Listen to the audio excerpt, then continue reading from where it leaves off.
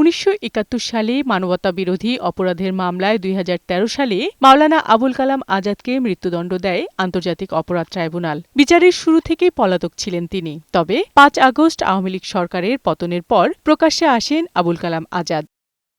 পরে সরকারের কাছে মৃত্যুদণ্ডের সাজা স্থগিতের আপিল করবেন এমন শর্তে তার সাজা 1 বছর স্থগিত করেন রাষ্ট্রপতি, যার মেয়াদ শেষ হচ্ছে 22 অক্টোবর। তবে প্রায় 1 যুগ পর এখন তার আপিলের সুযোগ নিয়ে চলছে আইনি লড়াই। চিফ প্রসিকিউটর বলেছেন, মেয়াদ শেষ হয়ে যাওয়ায় আবুল কালাম আজাদের সরাসরি আপিল করার আইনগত সুযোগ নেই।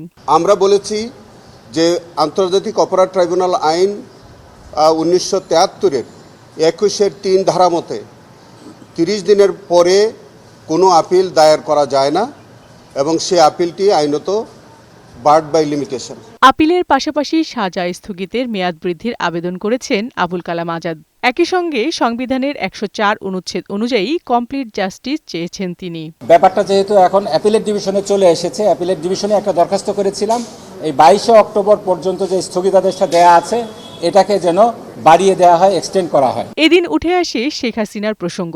চিফ প্রসিকিউটর বলেন, ভারতে কোন স্ট্যাটাসে আছেন শেখ হাসিনা তা এখনো জানে না বাংলাদেশ। আইনি লড়াইয়ে তাকে ফেরানো হবে। ইন্ডিয়ান এক্সপ্রেস নামে যে কাগজটি তারা বলেছে, সেই ইন্ডিয়ান এক্সপ্রেস কিন্তু সবিস্তারে কিছু বলে নাই। এই নিউজটার মধ্যে শুধু বলেছে আদালতের অনুমতি লাগবে। সেটা উনি কোন অনুমতি, উনি কি রাজনৈতিক আশ্রয়ে রয়েছে ওখানে, আমরা শেখ হাসিনা কি স্ট্যাটাসে ওখানে আছেন এটা কিন্তু আমরা ক্লিয়ার এখন পর্যন্ত জানি না।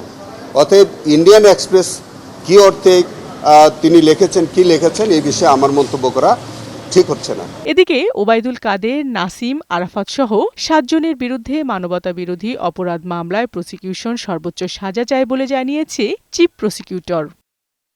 বিউটি সমাদ্দার, বৈশাখী সংবাদ, ঢাকা।